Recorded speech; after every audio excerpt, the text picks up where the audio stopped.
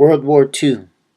Responding to the long history of socio-economic exclusion and marginalization, most racial and ethnic communities in the U.S. created a wide range of support groups and organizations. With strong leadership and consistent mass participation, these mutual aid societies provided social and economic support to individuals and families for the overall survival and prosperity of their particular communities. For example, many mutual aid societies provided everything from police forces and garbage collecting services to housing, employment information, small loans, and legal advice. Along mutual aid societies, other organizations formed specifically advocating for equality and basic civil rights. Some well-known early advocacy groups included the NAACP,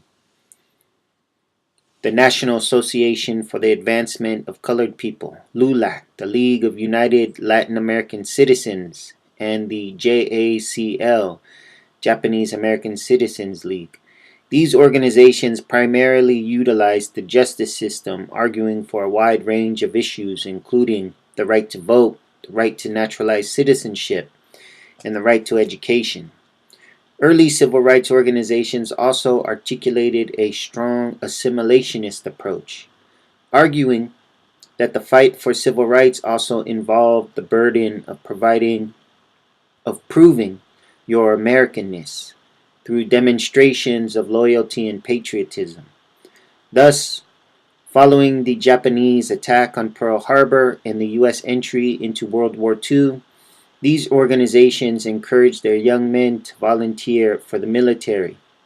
The war was an opportunity for racial and ethnic minorities to prove their people's patriotism, further strengthening their call for equality and first-class citizenship. Roughly 1 million African Americans served in the military during World War II, 500,000 as combat soldiers. As with previous wars and conflicts, black soldiers proved that they could perform as well on the battlefield as white soldiers. The Tuskegee Airmen is one example where black pilots flew over 200 missions protecting ports and military bases and never lost a bomber to enemy ships.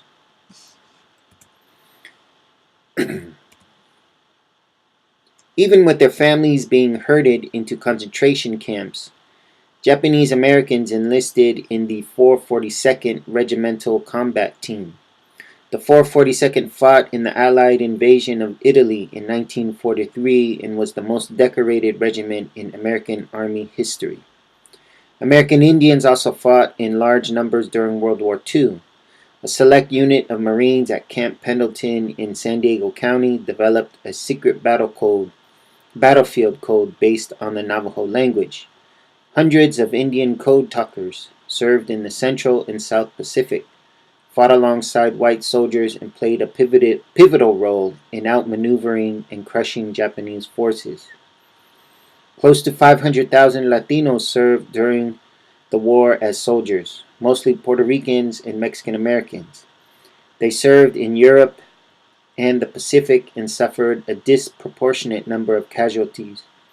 For example, Latinos represented just a tenth of the population of Los Angeles, but accounted for 1/5 of all the casualties.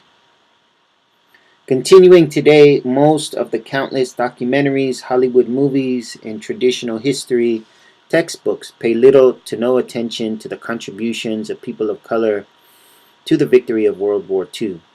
This omission reinforces the images of only young white males sacrificing for their country and embodying the ideals of patriotism and freedom, while simultaneously reinforcing the image of people of color as foreign, unpatriotic, un-American, and enemy. As noted above, this narrative is far from the truth, as millions signed up to fight against Hitler, Mussolini, and Imperial Japan.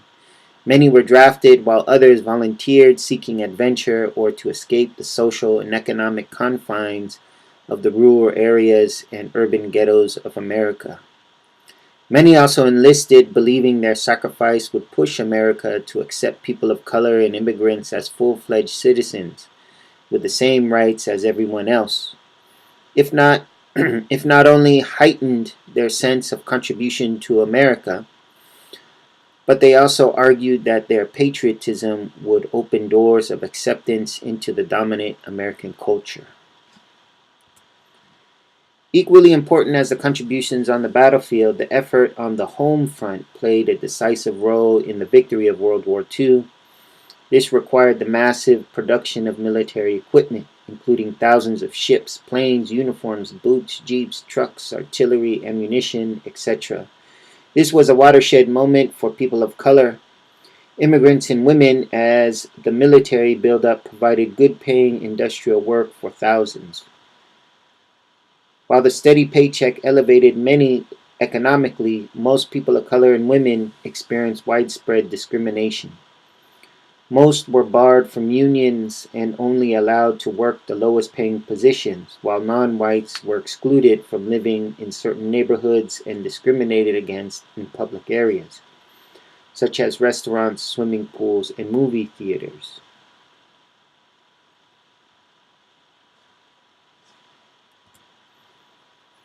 These widespread experiences, both during and immediately following the war, served as a catalyst for the early civil rights movement.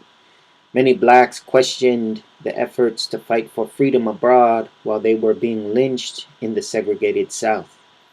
Japanese Americans combated fascism in Europe while their government stripped their families of their homes, businesses, and freedoms. Mexican Americans and American Indians fought for democracy and later returned as decorated veterans to the confines of impoverished barrios and reservations throughout the country. As the war concluded and industries began to downsize, close, or move overseas, women and workers of color were the first to be fired, making room for returning white male veterans. These heightened contradictions resulted in a wellspring of civic participation and socio-political activism. While the 1950s is remembered as the happy days where Americans enjoyed prosperity, the continuous racial, class, and gender conflicts during the post-war period set the stage for the turbulent 60s and 70s. This is an introduction. Details and further analysis are covered in the assigned materials.